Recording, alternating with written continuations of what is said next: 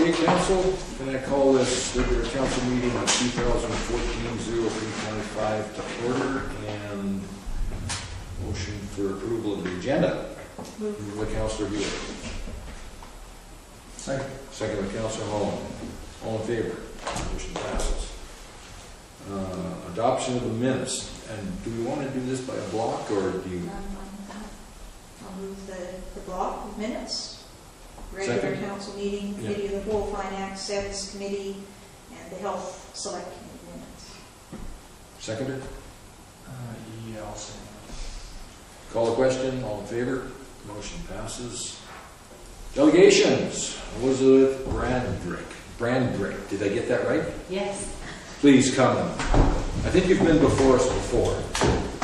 And your partner can join you. There's an extra chair there. Small group today.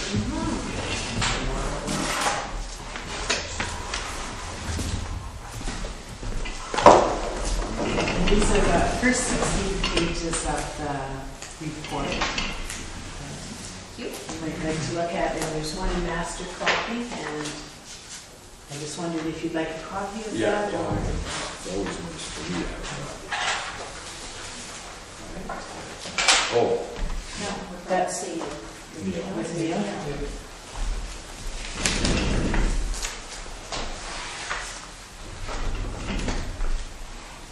So, as the seniors coordinator, I would like to thank the village and the Kaslo District and Seniors Association for their partnership in this age-friendly community project, which began in February of 2013 and finishes at the end of this month, March 2014. And after much consultation and interviewing of key people in our community and individuals and community groups, information has been gathered about services available for our seniors and the need for new services in our community and area. And if you look in the books that you have from pages 5 to 8, the priorities and recommendations are set out in detail there. And Janice is going to mention a few points. Sure. So since we came and talked to you in November, what we've done is continued the coordination work, and there's a report on that included in the appendix 1. And Elizabeth also did an evaluation of the project, and that's included in the latter of the pages 14 to 16. And then this table that you see here, this table 1, when we came to you the first time, we talked about the gap and the barrier of the issue. And since then, Elizabeth has done work on looking at, well, where's some recommended actions that we can go forward with, and who would be the lead agencies. So the village we actually have listed down as a potential lead agency. On page 7, the outdoor spaces and public facilities. You'll see the village listed there along with the chamber on some of the things that came up that are a bit more related to, obviously, public facilities that came out of the survey that Elizabeth did. So around the need for an accessible public washroom on the main street, public benches, and just the whole idea of accessible buildings. Those came up, and we saw those as a village mandate, so we just wanted to point those out to you. Another one that came up in a couple of the areas, respect and social inclusion, and also in the civic involvement, was the recognition of volunteers. And so it's just a timely thing that it is Volunteer Week coming up in April. Anyway, so we need to recognize our volunteers too. So it's just something that came up for people, that there are so many that make this community run. And there was people asking for recognition. So I really wanted to highlight those that kind of had your name, but also, as you know, you've supported us in an application to BC Health Communities, and that's being addressed in the earlier ones that are listed there. So the transportation project is one of the ones that the Health Communities application was supporting, being involved in the regional project. And funding for the coordinator to continue is part of that application, and we've also applied for the Vancouver Foundation for matching funds for those pieces. So you'll see our agency down there, along with the Seniors Association and the other partners we see helping us. So this is sort of our plan to help move us forward. sorry? It's a plan to help us move forward. It's what we've learned through this last year.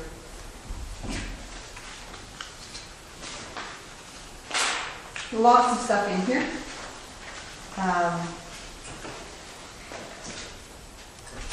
Yeah, it was interesting in that evaluation that Elizabeth did over the last month or two, looking at what services were people using, and then she also interviewed service providers, what their sense of what was going on, and so you get a bit of a summary in here, and some certainly have seen an increase, for sure, in the demand,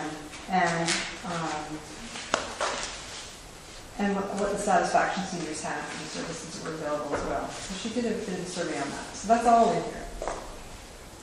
So we just want to share that piece with you. It's a big chunk of information. A lot of information that we hope will be useful going forward. We do have a final report to get into for the village for the BC Health Communities by the end of April, and so we'll be working on that final report. And this will be obviously an attachment to it. So we're nearly through the budget discussions. And so I'm sure council will look at these and identify, but probably not a lot would happen until the next budget round. And of course, there's an election next November, so then there'll be a new council in place. But I think this is very valuable information to guide the decision of the council. And I appreciate the work that went into it. Thanks. Yeah.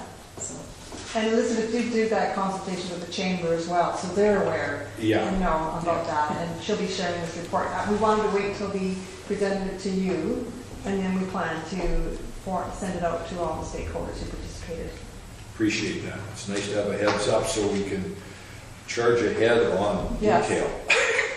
Councilor Hall.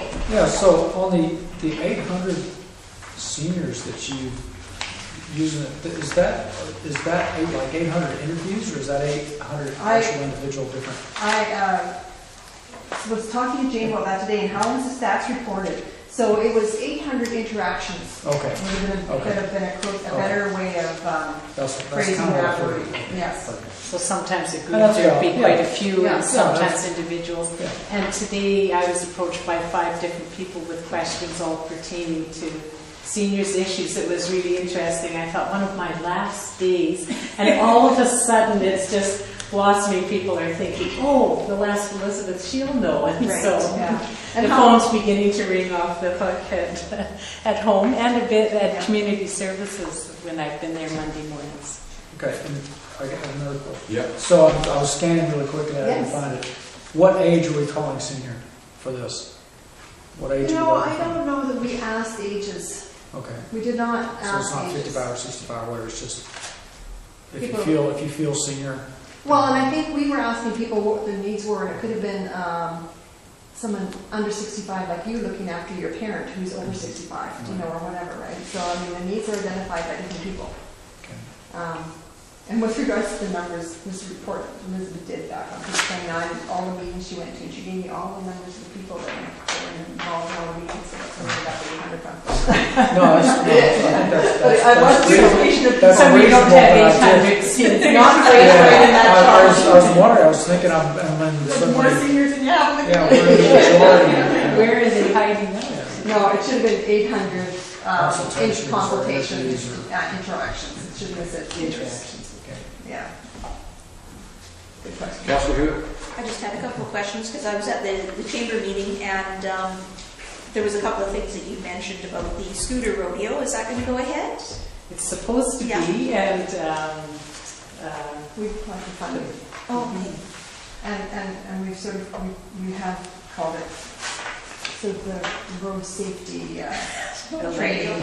electronic vehicles. Friendly in our wording. We applied for that in the BC Health Communities grant that you submitted on our behalf. That was one of the pieces that we put in the Seniors Mobility Safety Workshop. Oh, okay. So that is, so hopefully this is a smaller grant, we might be more successful with it. It's also included in our Bank Foundation grant. I've spoken to Ward and Sean about that, and I suggested the golf course would be a wonderful location because of the ramp and access and a closed-in space to listen to the speaking part, and then nice parking lot for practicing driving and parking. And showing those of us who aren't skilled with scooters how to go about it. And the other thing was, you had mentioned sidewalks and their width being sufficient to have a caregiver walking next to somebody who's in a wheelchair, just on village sidewalks. And I'm thinking, I don't know whether you had dimensions, like how wide that would have to be to see whether, or do you know with the sidewalks that we presently have, if those are wide enough for the needs? I think they are if somebody isn't approaching, but people have mentioned making pathways in the space for the Saturday market or for May days down in the park, because it's difficult pushing wheelchairs on the grass, and then if it's wide enough so that somebody can be pushing and somebody can walk along beside them so they don't feel isolated. It would be maybe a nice spin-off if we do an electric vehicle mobility workshop to have some of the participants do an assessment of the whole village. Go up and down, or maybe even yourself. Right. That's a real experience when you're in a chair and you try to go up and down all the curbs and try to figure it out. We didn't within our project do an analysis of the roadways and the sidewalks. That would have been something that would be valuable to do for sure. How accessible are they? Where do we run into gravel? Yeah. And what is the best surface besides either pavement or sidewalk? Yeah. And packed gravel or whatever it is. All right. Thanks. Thank you very much. Thank you. Thank you very much. And I'll enjoy the reading. Excellent. Glad that you enjoyed it. Thank you Lots of very food for much. thought.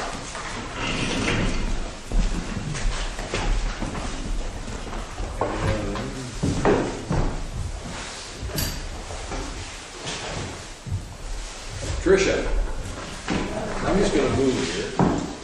I just wanted to say I was involved with the 8 Friend revision for Spokane. Oh, Very interesting. We're all seniors in training. So yeah, it's great. Thanks. Well, thank you for having me here again. We're here to celebrate 5 years of collaboration and leadership with the Carbon Neutral Kootenai project. I know you've seen me a lot here, so I won't take very much of your time. But, we did a carbon neutral action plan together, and I just wanted to we're starting out again. There's 2 sides to this. There's the corporate operations and there's the community. Carbon Neutral Kootenai has always been looking at the corporate side of things and operating just a more energy efficient corporation versus your community side, which is measured through the province, a provincial initiative looking at the residential, commercial, and institutional buildings. But that wasn't Carbon Neutral. Just a question. Oh, yeah, sure. So, in terms of institutional, our hospital, our schools, how are they dealt with? So those are good question. Those are provincial operations. They are to be carbon neutral through the province. So they're counted separately, and they're not part of your responsibility as your corporation. I was thinking of community here in terms of goals and objectives, because we're getting faced with issues like community heating systems and a number of other, transition from propane to geothermal, and so it would be interesting to be able to demonstrate to residents that as a community, where the RCMP building comes to mind, federal, what would the strategy be so that people don't say, well, they're not doing anything, why should we do anything? Okay, good. I'll just leave that thought with you. That's a really good point. And there are things that you can work towards helping things outside of your realm, like the carbon Kootenai energy diet was one. So there's. I'm just curious, so, because those are the energy suckers in relative terms. Yeah. And, if as a community we're trying to move towards carbon neutral, then there's those who say, well, why should I have to do it if they have a question as to what the other larger buildings and how what's can you involved help? there. I mean, with the sense, Okay, Made a note, sorry. and Yep. that's a good question. Okay, to remind you, the audience, it started Climate Action Charter back in 2008, and it was a voluntary agreement. Signatories agreed to achieve being carbon neutral in respect to their operations by 2012. This has been since modified, so now you just need to be working towards. But that's how it all started. The CNK project, Carbon Neutral Kootenay, was an amazing collaborative response that came it's the first and only initiative in BC. These 3 regional districts decided to work together. The whole is just much stronger than the parts. And we were able to do things that, you wouldn't have been able to do on an individual basis. But collectively, we actually, we discovered you had 400 buildings, 1,000 vehicles, 20,000 tons of carbon emissions, and $11 million spent annually in this corner of the province.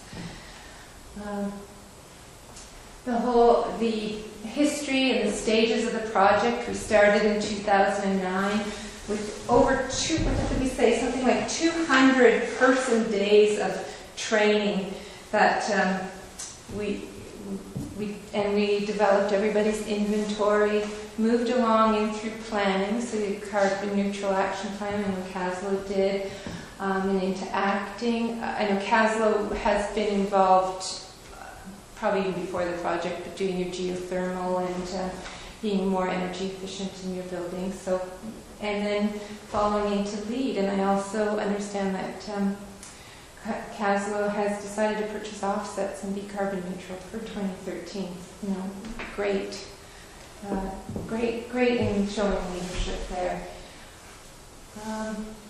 This is just a little collage of some of the education inventories and planning documents that in the 5 years that we have accumulated. Fuel efficiency for municipal fleets, all of the little workshops we did, driver behavior and efficient vehicle use, and some of the guides. This little table, probably easier to see on your own devices, but this shows a regional district of Central Kootenay, but it was the same for all 31 local governments. Just the beauty of the Carbon Neutral Kootenay project was people could pick and choose. We offered whatever you wanted. Some took it up, some didn't, but everybody seemed to have taken some training. We helped mostly everybody in their inventories, going over to Smart Tool. We've had webinars, joint implementation things, carbon neutral planning. 2 jobs in our region, mine and Julia Roberts out of Nelson. We've supported you in 2013, moving over to Smart Tool, local offset projects, which was Kootenay Energy Diet, and carbon funds, which I see Kaslo has a small carbon fund. And Kaslo and New Denver are highlighted there because they're the 2 carbon neutral communities for this regional district. Are we going to get a green square on the local offset? Is that the purchase of offsets? Yeah. So, and that was the initial, when the 2008 charter, that was initially what you were supposed to do by 2012. Now they've softened it to be working towards, but hey, there's still gold stars for being carbon. Yeah. Just a little graph of how the progress in reducing greenhouse gases in the region. It's gone down 10% greenhouse gases from 2008 to 2012 was the best year we had data for. And the actual figure on that was 19,000 tons down to 17,000 tons greenhouse gas. Energy's holding its own. We're not as confident with our data because some things can be overestimated with energy too, and it depends if you've had a high snow year or you bought gas in December rather than January and things like that. So energy's holding its own, but the greenhouse gas emissions are definitely reduced, and that's what we want.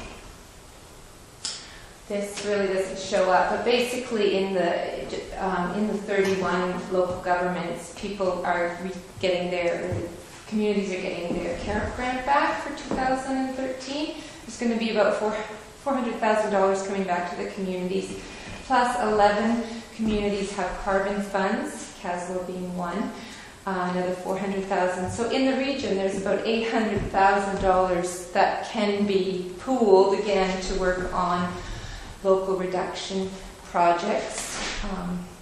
One again is investment in like the Kootenai energy diet. That's passed for this year. Oh dear, that wasn't supposed to happen, but it did. We're almost done anyway. So. Well, can you just back up here? So. Oh yeah. So, if I remember right, kaslo was assessed $1,200 or something. Your actual kaslo, yeah, I think it is. I have the number. Was that last year? I don't know what it was for this year. 2,000 is what you're getting back on your CAREP. So we're getting $2,000 back on the CAREP grant. Mm-hmm. And what are we buying? And what did we buy? What your offset is going to be, you have apparently 74 tons of greenhouse gas emissions in 2013. So that would be times $25 would be your amount. Your million offsets. Yeah. Yeah. Okay, so it's 74 tons for 2013 at $25 a ton, right? That would be, you know, because I'm hoping over time, like when I go and check what they're paying for carbon credits in Europe, it's $12 a ton, and they're having trouble getting that. Yeah. So anyway, this $25 figure, kind of, I'm just wondering, you know, where the math and the rationale is behind that number. Yeah, that's what the province is using, and that's what the province is paying. We're actually, you're on our list, and we can get offsets again through Darkwoods, and we can get it slightly lower. I believe it was $16 last year. That's So a big difference between 16 and 25 in terms of, and I understand, like we're in a market situation that's quite complicated. You know, and there's not a lot of experience in how those prices are set. And yeah, I remember there was quite a discussion around the way in which Darkwoods, you know, was to gather those credits. But yeah, we'll get you the actual amount. I know the province is, like I said, they're still paying this is a work in $25. progress. Yes. Okay. Good. Now we're back. Okay. If I ever come again, I'm going to bring duct tape. All right.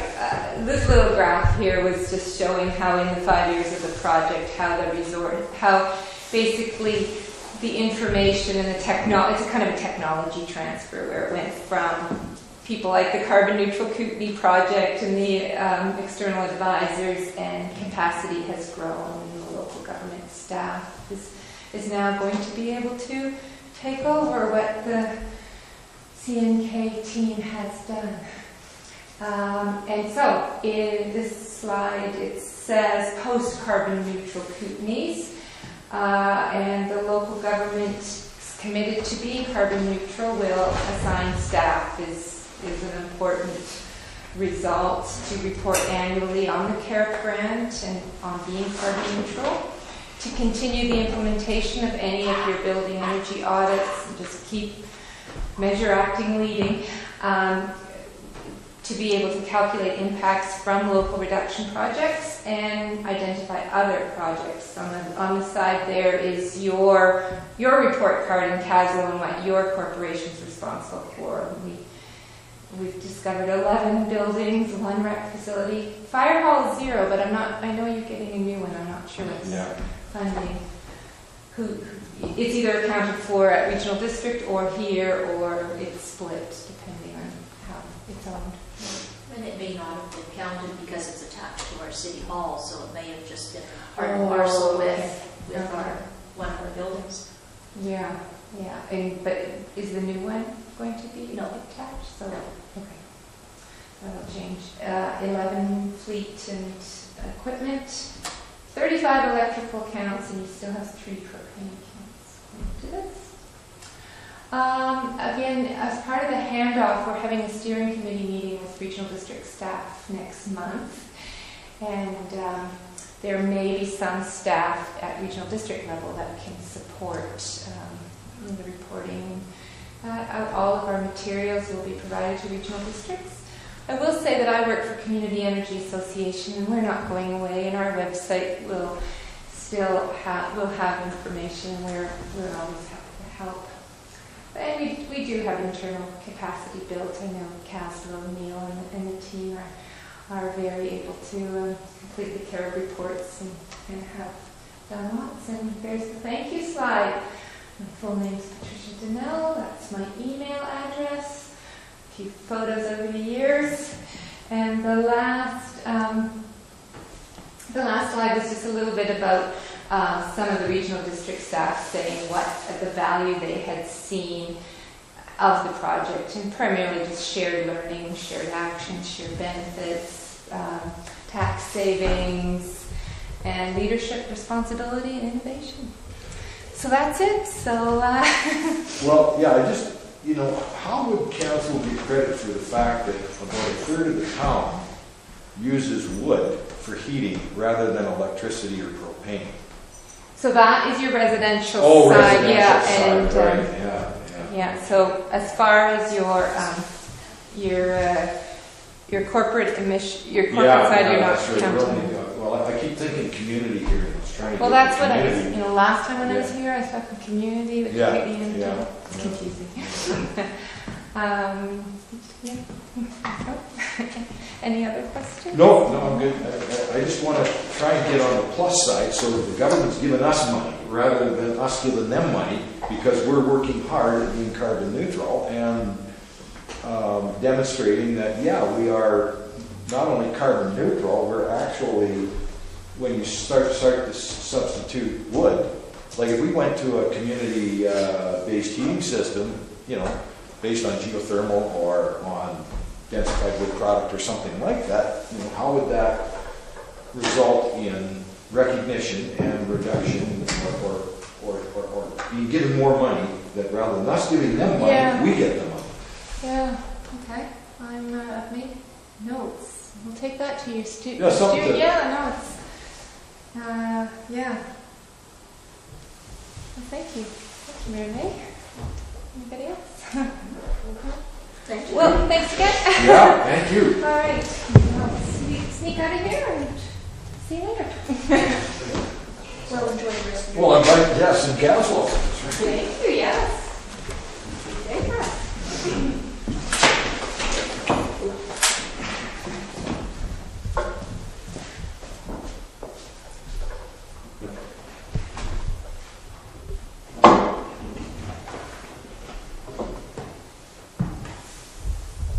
Okay, number 4, work from the administrator.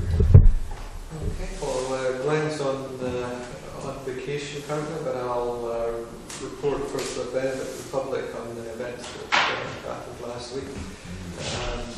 Public Works crew have extended their heartfelt thanks to the City of Nelson, particularly its Public Works Department, for its continued support when the need arises. On March 15th, our water main broke along the Denver Highway in the evening.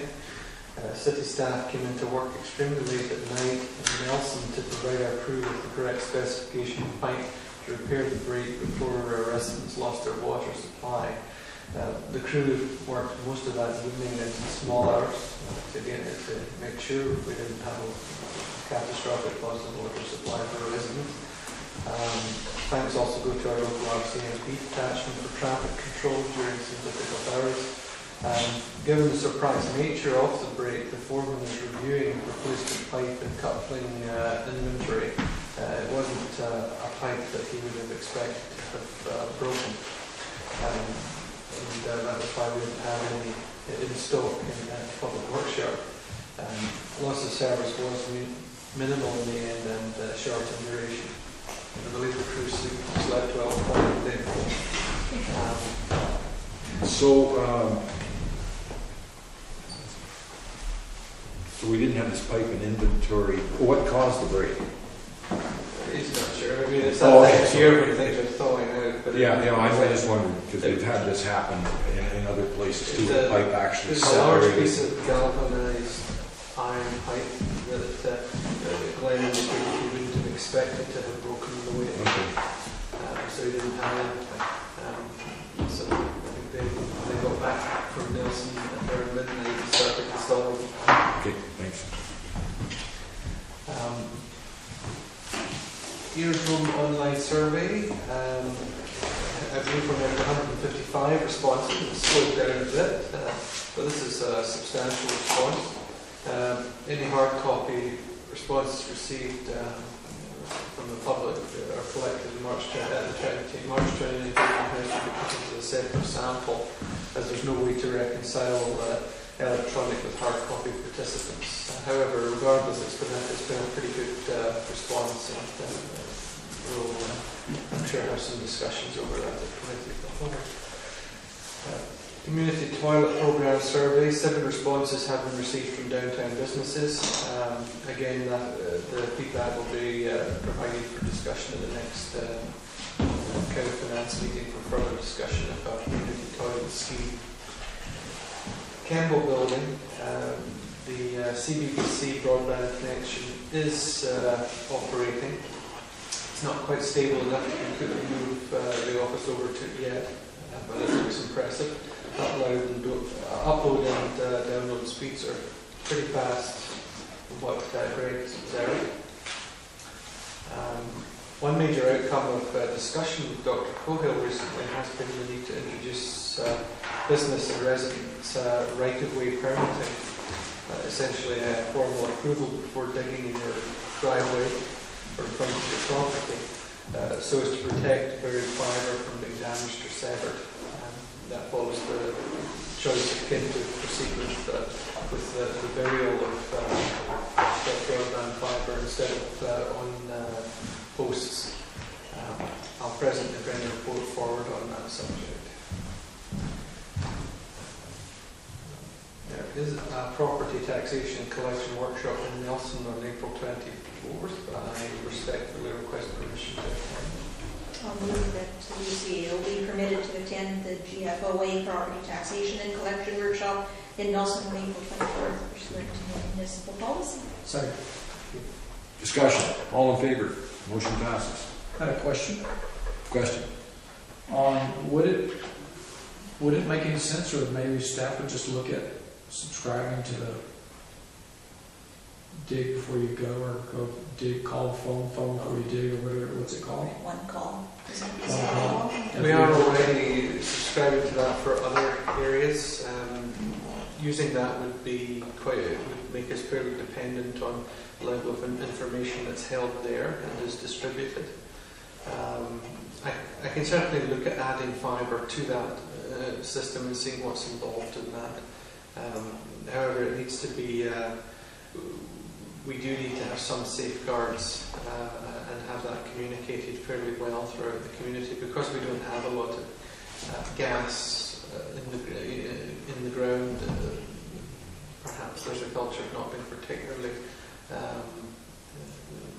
cautious when you start those activities. Permitting may be an unfortunate reality. However, I will look into that. And the reason I suggest that, because I'm going to predict that the person, if that's going to happen, is going to be a non-resident. He comes here, blows in here to work on, wants to get much work done on his place real fast. And people that come from larger jurisdictions are really used to that kind of service.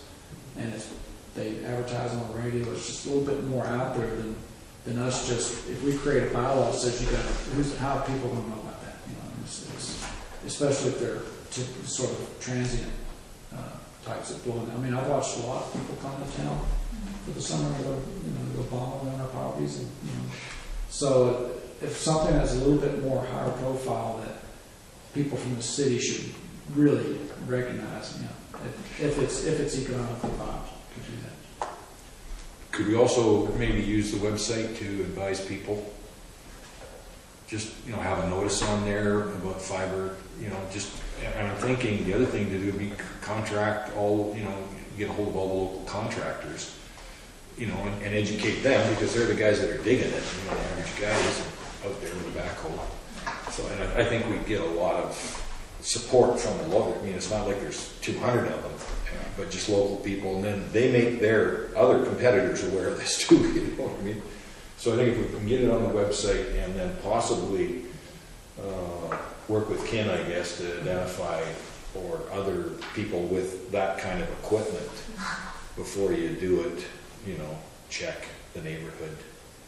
And what about signage? Was there any discussion of that at all? Signage for. Well, I noticed all these gas lines have got a sign, big here. For future consideration, I'm saying, I think there's ways that I appreciate Councillor Holland's concern here, because like if we had gas in the ground, it'd be a different story, but we don't. And as you say, people just figure that, and they really don't know where their property is either, is the other real issue. Okay.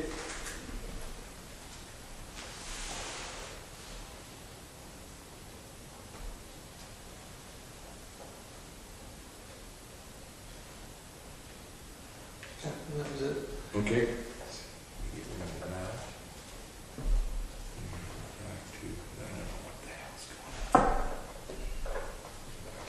Sorry, guys.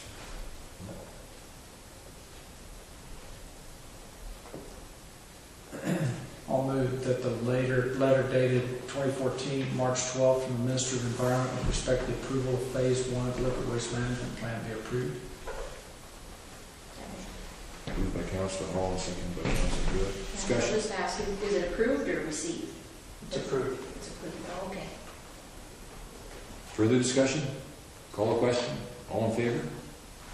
Motion passes. And I'll move that staff proceed as time and budget permits with the initiation of Phase 2 of the Liquid Waste Management Plan for this year.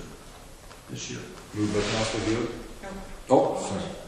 Moved by Councillor Holland, Second. second by Councillor Hewitt. Discussion. All in favor? Motion passes.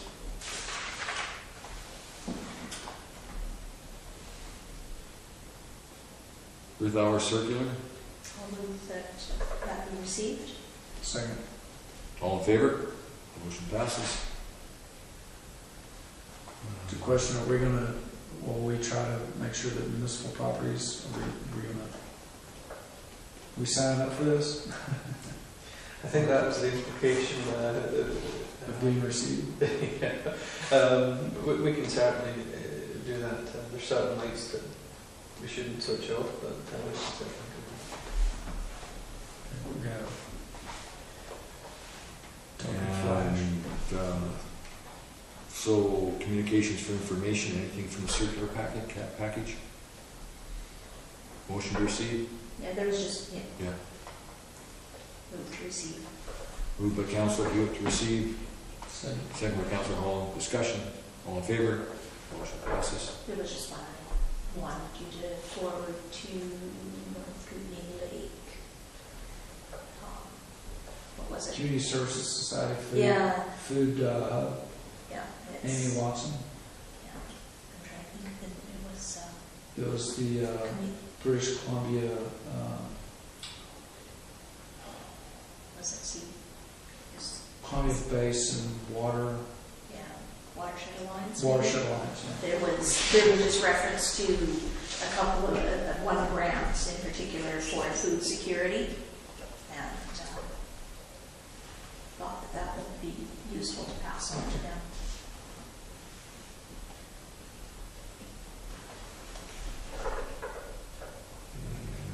And on to the sevens here, staff report, committee action items. You have 4 action items there from the last committee of the whole finance. I'll move that staff proceeds with arranging a 5-year MFA lease agreement for the acquisition of the brand tractor John Deere model as priced in the tender submitted. Moved by Councillor Hewitt, Second. second by Councillor Holland. Discussion. Call the question. All in favor? Motion passes. And I'll move that $30,182 be transferred from the Water Reserve Fund to cover the municipal share of the 2012-2013 dam reconstruction and repair project. Moved by Councillor Hewitt, Second. second by Councillor Holland. Discussion. Call the question. All in favor? Motion passes. I'll move that the village proceed with the demolition of the fire hall in 2014 in respect of the grant process outcomes. Moved by Councillor Holland, second by Councillor Hewitt. Discussion? Councillor Hewitt, you got something to discuss here? Oh, no. Okay. Call the question. All in favor? Motion passes. Okay, next one. Village seek proposals for new uses for the space beside City Hall in concert with Kaslo and District Library. Is there a mover for that?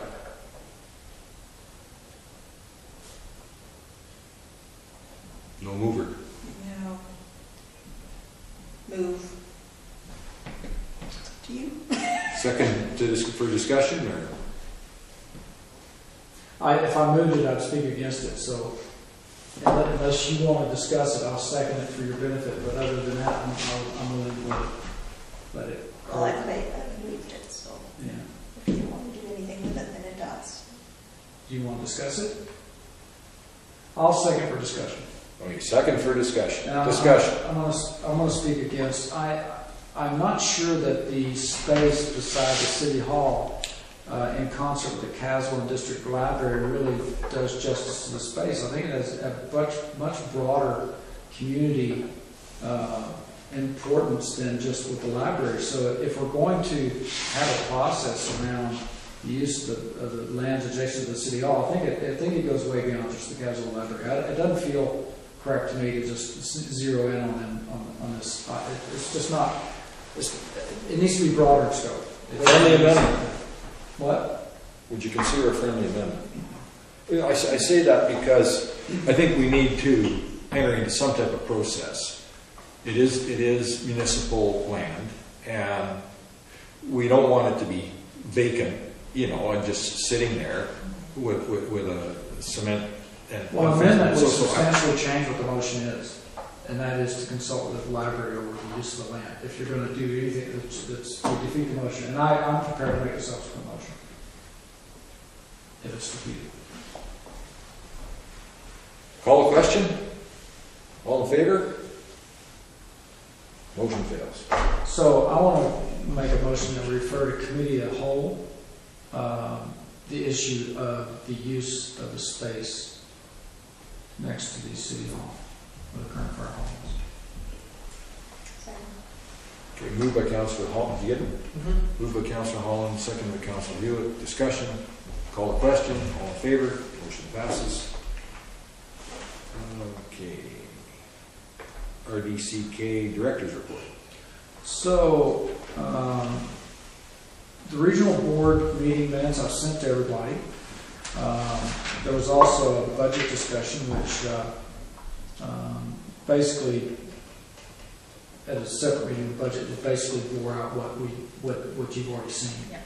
So there's nothing new substantial there. The only thing I would point out of real significance for the benefit of the public probably is that the five-year financial plan was presented. So for 2014, 2015, we're looking at taxes staying flat at the regional district level, and in 2016, we're looking currently at a projected approximate tax increase of 26%. But there's a whole lot of factors that are going to mitigate that a little bit. But that's sort of the worst case scenario. There was a bit of savings around surpluses that have been accumulated over the last few years have been used to reduce taxation for 14 and 15. Basically, what's going on. And after long discussion, they decided to go ahead and run a flat tax rate over 2 years, and then we'll see where we can end up in 2016.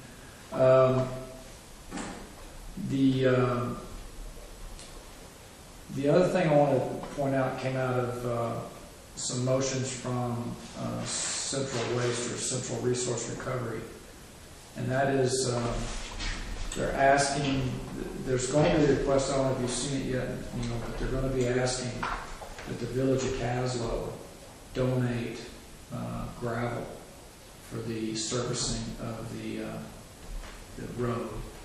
And they're going to also be asking that the road have some sort of legal designation on it or some guarantee of right-of-way access across our property. I did meet with Mike Morrison, I think maybe 2 weeks ago, to discuss what the Central Waste Committee is talking about with respect to this, and he gave me, it was a fairly productive discussion. He gave me an undertaking that he was going to bring the substance of our discussion back to Central Waste and then back to me with some possible solutions without having to go forward with a full-blown statutory right to go. But council will need to decide on whether they wish to deny gravel or not. Have we had that request from them yet? Not formally. Okay. Well, we should wait on that. The other thing, just to note that Director Shadrack made a resolution to fund the health committee for $2,500. And I believe there'll be another $2,500 to follow up in August. He also, there was a request, the request that came from me on behalf of council for $10,000 funding for the British Columbia Rural Network seminar or sessions. Director Shadrack stepped up with $2,000 from community development, so I changed the request from the regional district from $10,000 to $8,000 since $2,000 was already there, and got real positive support and feedback around the board table. And so the $8,000 was funded by the regional district from general admin, along with Andy Shadrack's Harry D's $2,000, so they got their $10,000 funding for that. So keep our eyes on that one. I hope we have a really great summit. It'd be awesome for the community. And then finally, Director Shadrack, and I didn't get the wording on this. I think you guys saw this, and I don't know exactly what the wording is, but it was something that Director Shadrack moved that the regional district staff report on the Kaslo waterfront trail in April in order to line out the planning and the restoration of the trail areas. And this is directly due to some activities that went on recently with that. And they want the report, they're going to report in April, but they want an in-depth report completed by July. And this part of this is going to be defining, they want to get formalized what's kind of been sitting there a little bit loose. So there's been instruction that's passed the board level. The staff down there now is dedicated to formalizing this waterfront trail. So I guess whatever input we want to have on that, it's time to start be thinking about that, get ready for when that comes our way, so that we, as fast as this thing moves along, the better. Yeah. Is that it, Dan? Councilor Hugh? Well, I just had a question. I know after our last meeting, we discussed the finishing for the fire hall. I wondered if it's been made public yet. Yes. Who the successful Kaslo contractors were for different segments. Because I know last time you weren't sure whether they'd all been informed. So it'd just be nice to let the public know that there are local people who've been engaged to do parts of the work. Yeah. So the contracts that were awarded, Trainer Mechanical out of Nelson got the heat recovery ventilation system. Kootenai Lake Electric in Nelson got the electrical contract, which also they've upgraded that contract to include energy efficient lighting. Calvin Walker was awarded the exterior finish. Morrison Insulation was the only one who bid on the insulation. I believe they're out of Nelson. Kokanee Peaks Interiors got the painting contract, and Jason Cross got the timber frame work that's the dressing the exterior of the building. Wasn't the site supervisor also local? Yeah, correct. The site supervisor, that was, Dan? I believe that's been announced. Oh, Yeah, okay. it must have been. I didn't write that down because I think yes, it's been announced. Correct. No, I was adding up, I had the timeline on there for the date, it's been done. Okay. And that was, I can't remember. Dan Dawkins. and that's Dan it. Dawkins is going to be the superintendent of the job for this final phase of the work. He's Castle resident. Thank you.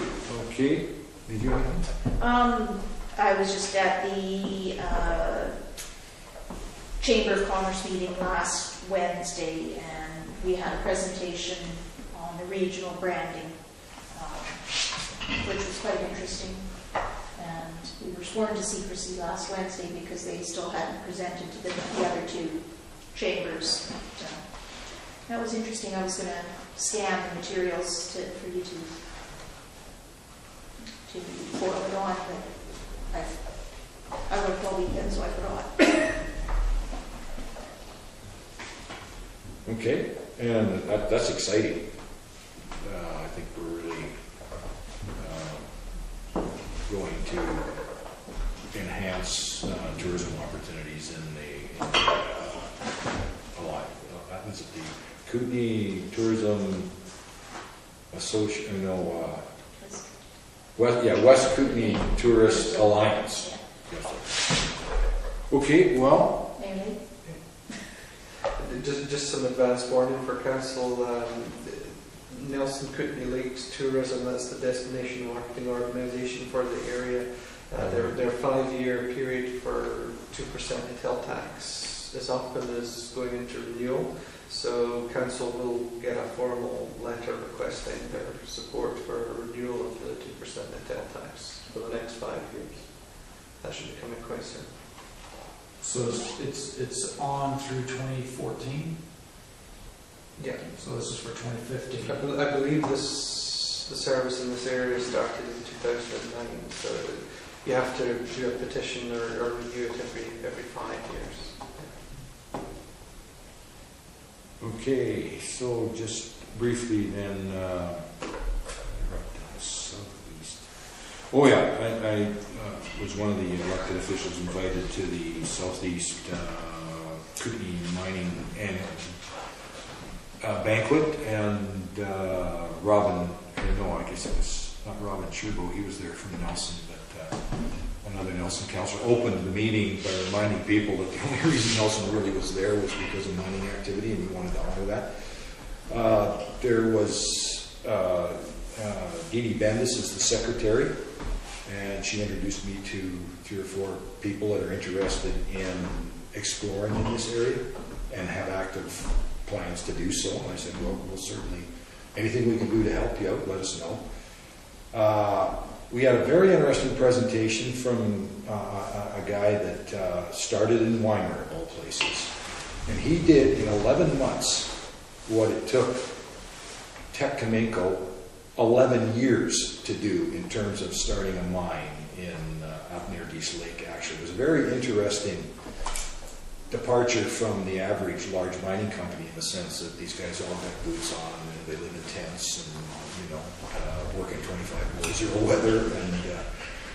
And this mine is, like, if you've heard of the Red Chris mine, this mine is 15 kilometers from the Red Chris mine, and they figure they got a better mineral deposit than Red Chris today.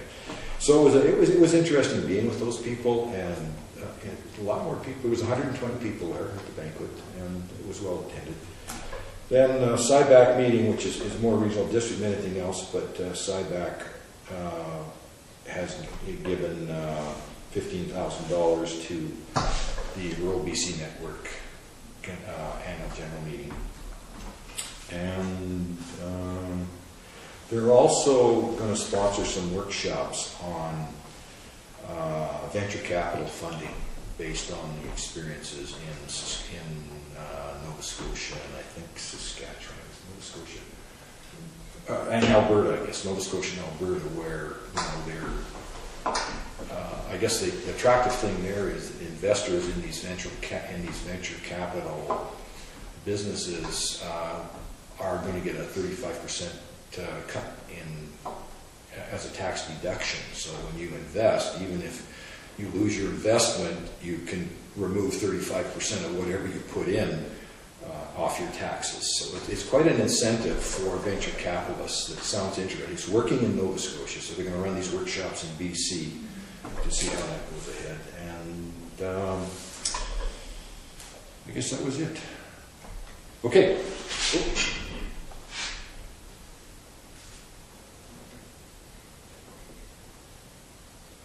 Oh, and then the other thing, like I'm on my way to the Council of Forest Industries meeting on Tuesday and Wednesday. So is there anything council, I mean, I go there to listen more than anything else.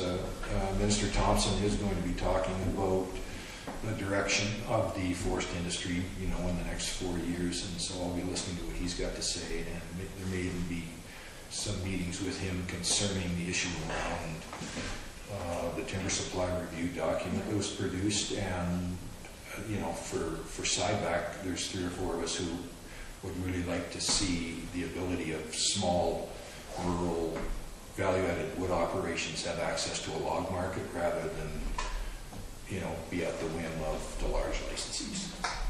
So is there anything that...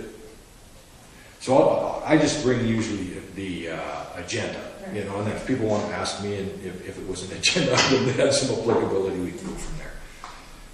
Okay, yeah. I just wanted to ask, I know everybody else was unavailable for presenting at the community forest.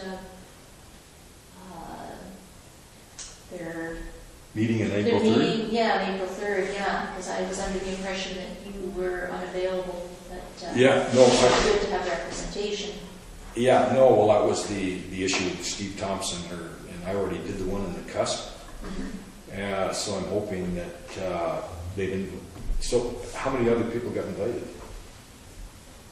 Well, I think there were. I haven't seen the list. It was. I might have it on my email, but the chair had sent it around, and I think she was still looking. Somebody from council. From council, right. But Yeah. You know, I'm working, Molly's working, and Councillor Holland's working. I did discuss with the person who runs Sideback the fact that I wouldn't be there. I'm going to meet with him after he has his meeting with the various invited people. A little concerned about the people being invited to that, and I haven't had a chance to talk to Erica about that issue. But because you know, it's a little off topic, but the Meadow Creek cedar license is in play. There's now 12 parties interested in acquiring that license. April 8th is the drop dead date in terms of Mr. Cooner's decision as to who he would like to work with. And so my understanding is there's a number of parties who are involved in that discussion, so I thought that's part of being on a corridor. It is a big chunk of the wood supply, so I'm hoping that, you know, that meeting will shed some light on where that's going. Okay, bylaws. Bylaw 115. I'll move that bylaw 1150 be adopted. Second. Further discussion? Call the question. All in favor? Motion passes. I really like that bylaw. I think it protects us, but it also gets a lot more flexibility for the village crew and others, especially this year. Yeah. Okay, so the motion was adopted, right? Passed. New business. I haven't got anything under new business. Was there something I missed here? Okay. Accounts payable. I'll move that accounts payable in the amount of $29,024.75 be approved for payment. Second. Call the question. All in favor? Motion passes. Do we receive the financial report? I'll move that the financial report be received. Second. Moved by Councillor Hewitt, seconded by Councillor Holland. Discussion. All in favor? Call the question. Motion passes. And adjournment. Motion Move to moved by adjourn. Councillor Hewitt to adjourn. All in favor? Motion passes.